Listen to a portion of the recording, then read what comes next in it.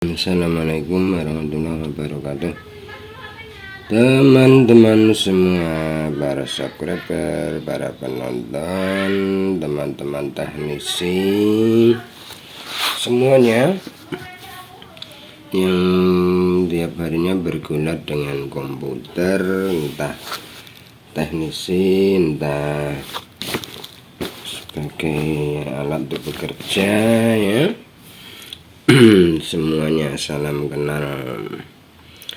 Nah, ini menjelang maghrib teman-teman di Banyuasin, utara Palembang. Saya di utara Palembang, kurang lebih 40 km.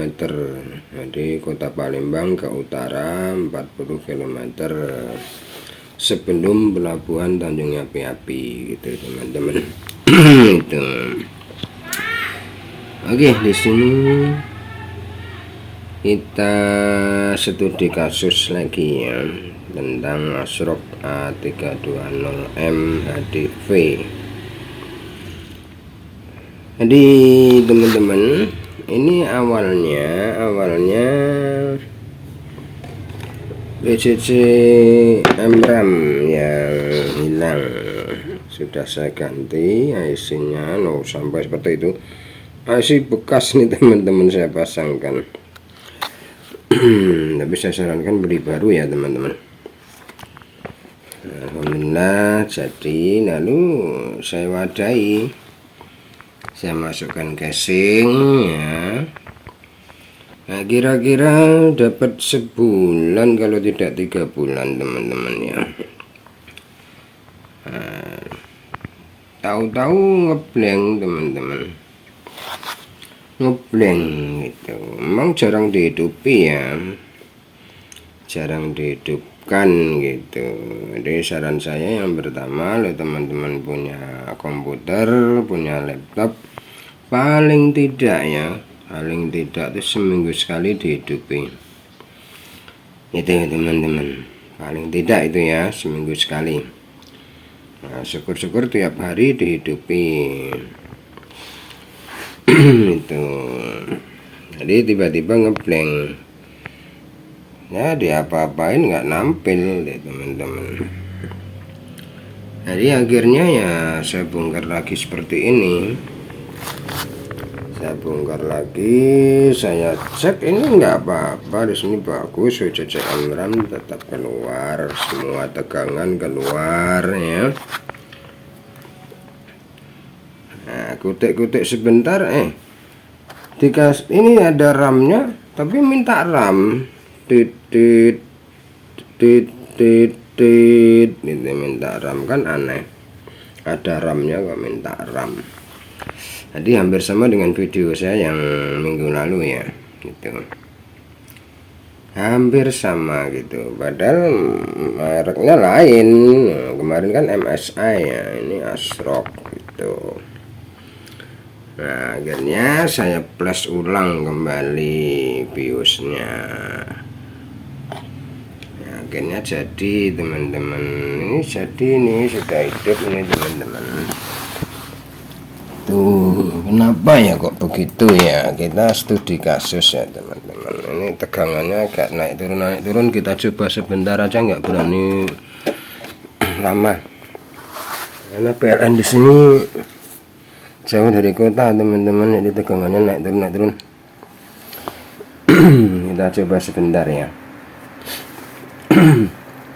Itu, ini sudah bagus, sudah mau tampil. Nah, itu, nah, hidup kan teman-teman. Itu,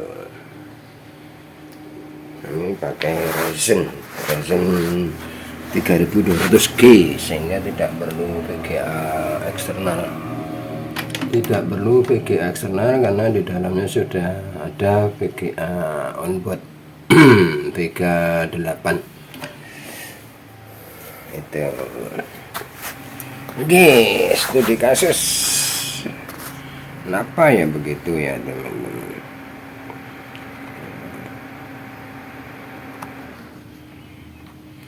Ya, kita matikan saja, takut tegangannya terlalu rendah nih dan naik turun. Kenapa begitu? Nah, ternyata teman-teman, Nah, ini saya pegang ini. Ternyata rata-rata ya, chipset PCH A320 ini panas teman-teman. Sedangkan di sekitarnya sini ini tidak dipasangin termistor, tidak dipasangin sensor ataupun termistor sebagai acuan temperatur suhu PCH nya, sehingga ya, laporan suhu mainboard itu biasanya diletakkan cuma di sini, di sekitar sini teman-teman. Termistor mainboard itu di sekitar sini. Nah, di sini itu tidak sesuai dengan suhu PCH. Itu kalau suhu prosesor kan di bawah sana ya, suhu prosesor gitu, tapi suhu motherboard mainboard itu sekitar sini gitu. Apanya, termistornya gitu. Terus dengan di PCH nggak ada.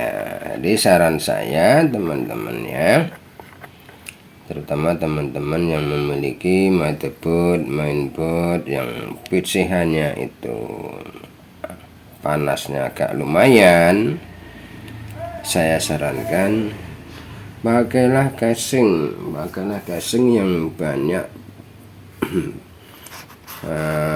lubang-lubangnya, banyak ventilasinya itu teman-teman. Syukur-syukur ada kipas, tutupnya itu ya, tutup casingnya ada kipas yang menuju chipset PCH.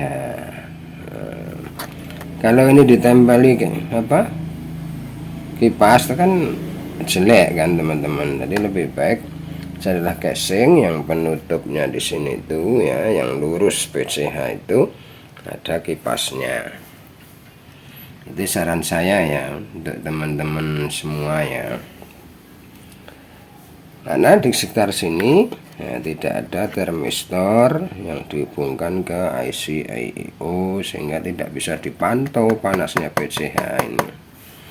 Ini terutama ini ya, mainboard ini ya teman-teman ya. Itu atau sejenisnya, pokoknya A320 itu rata-rata agak panas. Nah, mungkin ini penyebabnya itu teman-teman. Karena IC BIOS ini terhubung langsung ke I/O dan PCH. Itu tegangan SP1 nya itu terhubung langsung ke sini. Tuh teman-teman ya. Oke, mudah-mudahan bermanfaat untuk kita semua studi kasus ini. Mengapa A320M entah Asrof entah yang lainnya itu